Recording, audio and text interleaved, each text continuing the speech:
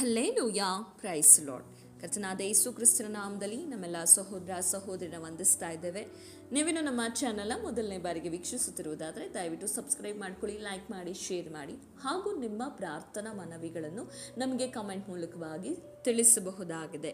ನಿಮಗೆ ಕೌನ್ಸಿಲಿಂಗ್ ಬೇಕಾದಲ್ಲಿ, ಪ್ರತಿನಿತ್ಯವೂ ನಡೆಯುವಂಥ ಪ್ರಾರ್ಥನೆಗಳಿಗೆ ಜಾಯ್ನ್ ಆಗಬೇಕಾದಲ್ಲಿ ಕೆಳಗೆ ಕೊಟ್ಟಿರುವಂಥ ವಾಟ್ಸಪ್ ನಂಬರನ್ನು ಹಾಗೆ ಕಾಲ್ಗಳನ್ನು ನೀವು ಮಾಡಬಹುದಾಗಿದೆ. ಅನೇಕರು ನೀವು ನಾರ್ಮಲ್ ಕಾಲ್ನ ಮಾಡ್ತಾ ಇದ್ದೀರಾ, ನಮಗೆ ಕೆಲವೊಮ್ಮೆ ಅದನ್ನು ರೆಸ್ಪಾಂಡ್ ಮಾಡಲಿಕ್ಕೆ ಸಾಧ್ಯ ಆಗ್ತಾ ಇಲ್ಲ. ಆದ ಕಾರಣ ದಯಮಾಡಿ ಆದಷ್ಟು ವಾಟ್ಸಪ್ನಲ್ಲಿ ನೀವು ಮೊದಲು ಸಂಪರ್ಕಿಸಿ, ನಂತರ ನೀವು ಕರೆ ಮಾಡುವಾಗ ನಿಮ್ಮ ಕಾಲ್ಗಳನ್ನು ಮಿಸ್ ಮಾಡದಂತೆ ನಾವು ಅಟೆಂಡ್ ಮಾಡಲಿಕ್ಕೆ ಅದು ಸಹಕಾರಿಯಾಗುವಂಥದ್ದಾಗಿದೆ. ಪ್ರತಿ ತಿಂಗಳು ರಾಮನಗರದಲ್ಲಿ 30ನೇ ತಾರೀಕಿನಂದು ಬಿಡುಗಡೆಯ ಕೂಟ ಇರುವಂಥದ್ದಾಗಿದೆ. ನಿಮ್ಮ ಅನೇಕ ವಿಷಯಗಳಿಗಾಗಿ ಪ್ರಾರ್ಥನೆ ಮಾಡುವಂಥ ಪ್ರಾರ್ಥನಾ ಕೂಟವಾಗಿರುವಂಥದ್ದಾಗಿದೆ. ಈ ತಿಂಗಳು 31ನೇ ತಾರೀಕಿನಂದು ಈ ಕೂಟ ಇರುವಂಥದ್ದಾಗಿದೆ, ಸೋಮವಾರ ಇರುವಂಥದ್ದಾಗಿದೆ.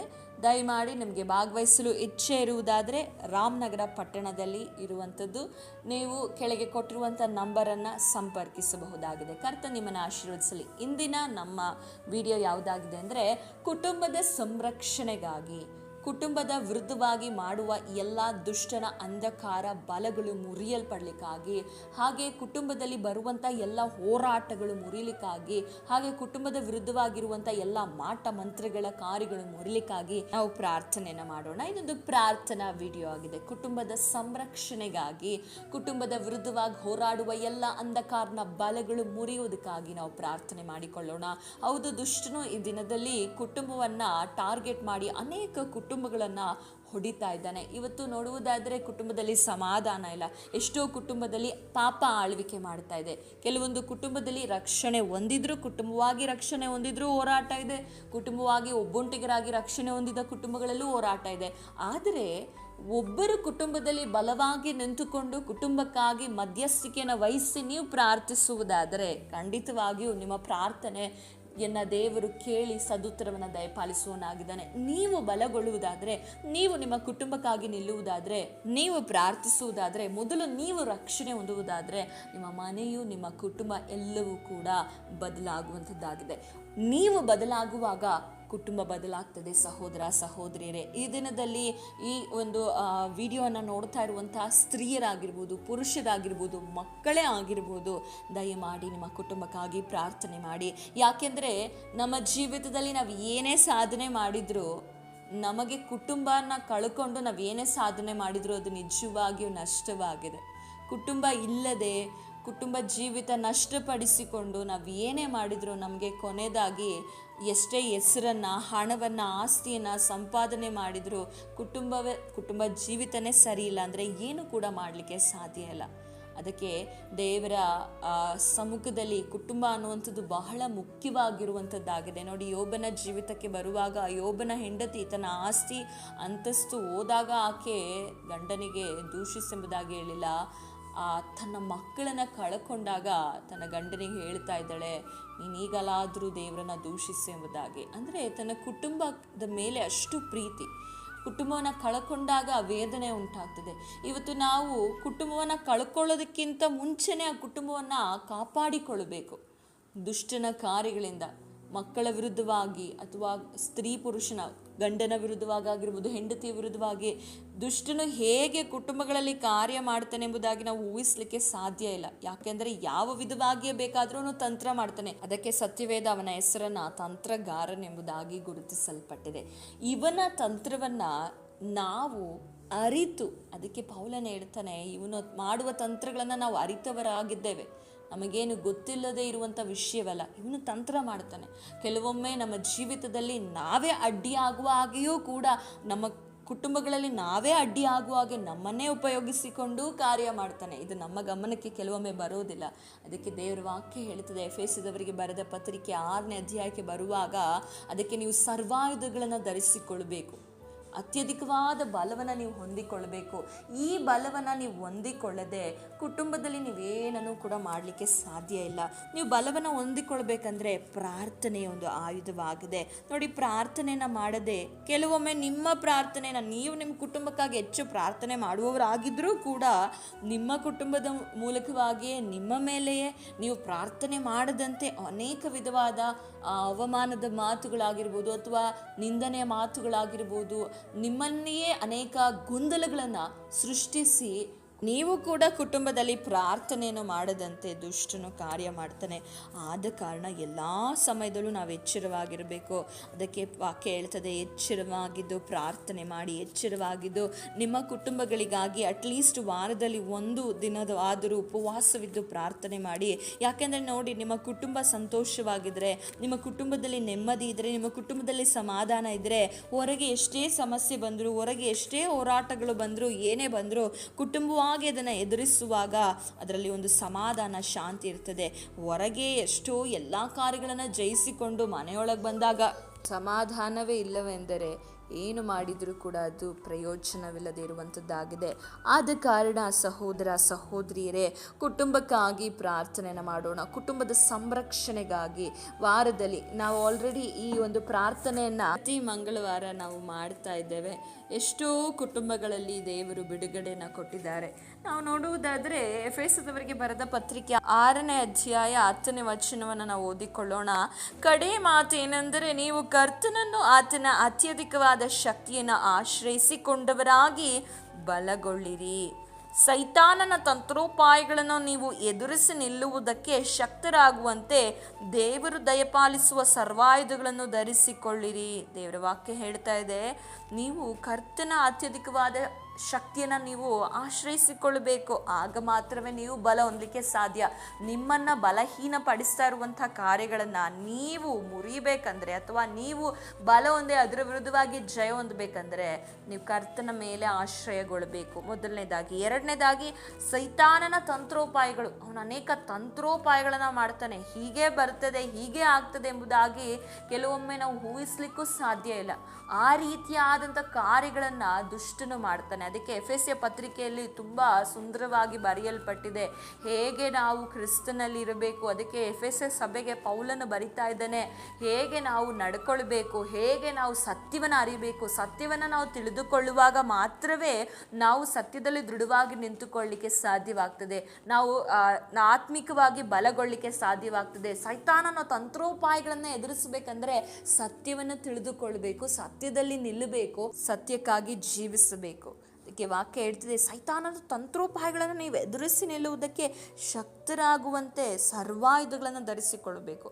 ದೇವರು ಕೊಡುವ ಸರ್ವಾಯುಧಗಳನ್ನು ನಾವು ಧರಿಸಿಕೊಳ್ಬೇಕಂದ್ರೆ ಬಲಗೊಳ್ಬೇಕಂದ್ರೆ ದೇವರ ಮೇಲೆ ಆಶ್ರಯಗೊಳ್ಳೋದು ಹೇಗೆ ಅಂದರೆ, ನಾವು ಪ್ರತಿ ವಿಷಯದಲ್ಲೂ ದೇವರ ಸಮ್ಮುಖದಲ್ಲಿ ಪ್ರಾರ್ಥನೆ ಮಾಡುವವರಾಗಬೇಕು. ಬಿಡದೆ ನಾವು ಯಾವಾಗಲೂ ಪ್ರಾರ್ಥಿಸಬೇಕು, ನಿರಂತರವಾಗಿ ಪ್ರಾರ್ಥನೆ ಮಾಡಬೇಕು. ಅಪೊಸ್ತಲನಾದ ಪೌಲನು ತನ್ನ ಸೇವೆನ ಅಷ್ಟು ಬಲವಾಗಿ ಮಾಡಲಿಕ್ಕೆ ಕಾರಣ ಏನಂದರೆ, ಅವನು ಪ್ರಾರ್ಥನಾ ವೀರನಾಗಿದ್ದನು. ನಮ್ಮ ಜೀವಿತದಲ್ಲಿ ನಾವು ಪ್ರಾರ್ಥನೆಯ ವೀರರಾಗಬೇಕು. ಸೈತಾನನ್ನು ಎದುರುವುದು ಯಾರಿಗೆ ಅಂದರೆ ಪ್ರಾರ್ಥನೆ ಮಾಡುವವರಿಗೆ. ಯಾರು ಪ್ರಾರ್ಥನೆಯನ್ನು ಎಲ್ಲ ವಿಷಯಗಳಲ್ಲೂ ಕರ್ತನನ್ನು ಹುಡುಕ್ತಾರೆ, ಎಲ್ಲ ವಿಷಯಗಳಲ್ಲೂ ಮೊಣಕಾಲೂರಿ ದೇವರ ಸಮ್ಮುಖದಲ್ಲಿ ನಿಲ್ತಾರೋ ಅವರಿಗೆ ಸೈತಾನನು ಎದುರುವವನಾಗಿದ್ದಾನೆ. ಈ ದಿನದಲ್ಲಿ ಅವರ ವಿರುದ್ಧವಾಗಿಯೇ ಜಾಸ್ತಿ ಹೋರಾಡೋದು. ಯಾರು ಹೆಚ್ಚು ಪ್ರಾರ್ಥನೆ ಮಾಡ್ತಾ ಇರ್ತಾರೆ, ಯಾರು ಹೆಚ್ಚು ದೇವರೊಟ್ಟಿಗೆ ಇನ್ನೂ ಹೆಚ್ಚಾಗಿ ಸಂಬಂಧ ಇಟ್ಕೊಳ್ಬೇಕು, ಅವರಲ್ಲಿ ಅನೇಕ ಶೋಧನೆಗಳನ್ನು ತಂದು ಹೋರಾಡ್ತಾ ಇರ್ತಾನೆ. ಆದರೆ ಅವನ ತಂತ್ರೋಪಾಯಗಳನ್ನು ನಾವು ಅರಿತುಕೊಳ್ಬೇಕು. ಹೇಗೆ ಅಂದರೆ, ಕುಟುಂಬದಲ್ಲಿ ಏನಾದರೂ ಕಲಹ ಬರ್ತಾ ಇದೆ, ಕುಟುಂಬದಲ್ಲಿ ಏನಾದರೂ ನಿಮ್ಮ ವಿರುದ್ಧವಾಗಿ ನಿಮ್ಮ ಸಮಾಧಾನ ಕೆಡ್ತಾ ಇದೆ, ಅಥವಾ ಇನ್ನೂ ಸಮಸ್ಯೆನೇ ಇರೋದಿಲ್ಲ, ಅಲ್ಲಿ ಜಗಳ ಆಗುವಂಥ ಸಮಸ್ಯೆಗಳೂ ಇಲ್ಲ, ಯಾವುದೇ ವಿಧವಾದಂತಹ ಕಾರ್ಯಗಳು ಇರೋದಿಲ್ಲ, ಆದರೂ ಕೂಡ ಅಲ್ಲಿ ಬರ್ತಾ ಇದೆ ಅಂದರೆ ನಿಮ್ಮ ಗಂಡನ ಮೂಲಕ, ಚಿಕ್ಕ ಚಿಕ್ಕ ವಿಷಯಗಳಲ್ಲಿ ಗಂಡನ ಮೂಲಕ, ಹೆಂಡತಿ ಮೂಲಕ, ಮಕ್ಕಳ ಮೂಲಕ ಬರ್ತಾ ಇದೆ ಅಂದರೆ ಮೊದಲು ಅರ್ಥ ಮಾಡಿಕೊಳ್ಳಿ. ನೀವು ಬಲವಾಗಿ ನಿಂತುಕೊಳ್ಳದಂತೆ ನೀವು ಪ್ರೀತಿಸುವಂತಹವರಿಂದಲೇ ದುಷ್ಟನು ಕಾರ್ಯ ಮಾಡಿ ನಿಮ್ಮ ಮನಸ್ಸಿನಲ್ಲಿ ಬೇಡವಾದ ಕಲಹವನ್ನು, ದ್ವೇಷವನ್ನು, ಕ್ಷಮಿಸದೇ ಇರುವಂಥ ಮನೋಭಾವನೆಯನ್ನು ಇಟ್ಟು ದುಷ್ಟನು ನಿಮ್ಮ ಪ್ರಾರ್ಥನಾ ಜೀವಿತವನ್ನು ತಡೆಯುವವನಾಗಿದ್ದಾನೆ. ಪ್ರೀತಿಯ ಸಹೋದರ ಸಹೋದರಿಯರೇ, ಸೈತಾನನ ತಂತ್ರೋಪಾಯಗಳನ್ನು ನಾವು ಎದುರಿಸಬೇಕಂದ್ರೆ ನಾವು ಪ್ರಾರ್ಥನೆಯಲ್ಲಿ ಬಲಗೊಳ್ಳಲೇಬೇಕು, ನಾವು ಪ್ರಾರ್ಥಿಸಲೇಬೇಕು. ನಮ್ಮ ಪ್ರಾರ್ಥನೆಗೆ ಅಡ್ಡಿಯಾಗಿ ಅನೇಕ ಕಾರ್ಯಗಳನ್ನು ದುಷ್ಟನು ಮಾಡ್ತಾನೆ, ತಂತ್ರೋಪಾಯಗಳನ್ನು ಮಾಡ್ತಾನೆ. ಅದನ್ನು ಎದುರಿಸಬೇಕಂದ್ರೆ ನಾವು ಸರ್ವಾಯುಧಗಳನ್ನು ಧರಿಸಿಕೊಳ್ಳಬೇಕು, ಕರ್ತನಲ್ಲಿ ಬಲಗೊಳ್ಳಬೇಕು, ಕರ್ತನನ್ನೇ ಆಶ್ರಯಿಸಿಕೊಳ್ಳಬೇಕು. ಪ್ರಾರ್ಥನೆ ಮಾಡೋಣ. ನಿಮ್ಮ ಕುಟುಂಬಗಳಿಗೆ ವಿರುದ್ಧವಾಗಿರುವಂಥ ಎಲ್ಲ ದುಷ್ಟನ ಕಾರ್ಯಗಳು, ಪಾಪದ ಆಳ್ವಿಕೆಗಳಾಗಿರ್ಬೋದು, ಮಾಟ ಮಂತ್ರಿಗಳಾಗಿರಬಹುದು, ಹಾಗೆ ಕುಟುಂಬದಲ್ಲಿ ಇರುವಂಥ ಎಲ್ಲ ಅಸಮಾಧಾನಗಳು ಯೇಸುವಿನ ನಾಮದಲ್ಲಿ ಬಿಡುಗಡೆ ಆಗಬೇಕು. ದುಷ್ಟನು ನಿಮ್ಮ ವಿರುದ್ಧವಾಗಿ ನಿಮ್ಮ ಕುಟುಂಬವನ್ನು ನಾಶ ಮಾಡಬೇಕು, ನಿಮ್ಮ ಕುಟುಂಬವನ್ನು ಹಾಳು ಮಾಡಬೇಕೆಂಬುದಾಗಿ ಮಾಡಿಟ್ಟಿರುವ ಎಲ್ಲ ದುಷ್ಟನ ಆಲೋಚನೆಗಳನ್ನು ಕರ್ತನಾದ ಯೇಸುವಿನ ನಾಮದಲ್ಲಿ ಮುರಿಯಲ್ಪಡಲಿಕ್ಕೋಸ್ಕರವಾಗಿ ಈ ಸಮಯದಲ್ಲಿ ನಾವು ಪ್ರಾರ್ಥನೆ ಮಾಡಿಕೊಳ್ಳೋಣ. Hallelujah, hallelujah, hallelujah. ಸ್ತೋತ್ರ ಯೇಸಪ್ಪ, ನಿನಗೆ ಮಹಿಮೆ ಆಗಲಿ, ಮಹಿಮೆ ಆಗಲಿ. ರಾಜಾದಿರಾಜನೇ ನಿಮಗೆ ಸ್ತೋತ್ರ. ಉತ್ತಮವಾದಂಥ ದೇವರೇ ವಾಕ್ಯಗಳನ್ನು ಕೊಟ್ಟು ದೇವರೇ ನಾವು ಹೆಚ್ಚಾಗಿ ಕುಟುಂಬಕ್ಕಾಗಿ, ಕುಟುಂಬದ ಸಂರಕ್ಷಣೆಗಾಗಿ ಪ್ರಾರ್ಥಿಸಬೇಕೆಂಬುದಾಗಿ ದೇವರೇ ನಮಗೆ ತಿಳಿಸಿಕೊಟ್ಟಿದ್ದೀರಾ. ಹೌದು ರಾಜ, ನಾವು ಹೆಚ್ಚಾಗಿ ಕುಟುಂಬಕ್ಕಾಗಿ ಪ್ರಾರ್ಥನೆ ಮಾಡಬೇಕು, ನಾವು ಹೆಚ್ಚಾಗಿ ನಮ್ಮ ಕುಟುಂಬಗಳಿಗಾಗಿ ನಾವು ಹೋರಾಡುವವರಾಗಬೇಕು. ಕರ್ತನೇ ನಿಮಗೆ ಸ್ತೋತ್ರವಾಗಲಿ. ಹಾಲೆಲೂಯ. ಹೌದು ತಂದೆ, ನಾವು ಲೋಕದಲ್ಲಿದ್ದರೂ ಲೋಕಾನುಸಾರವಾಗಿ ಯುದ್ಧ ಮಾಡುವವರಲ್ಲ.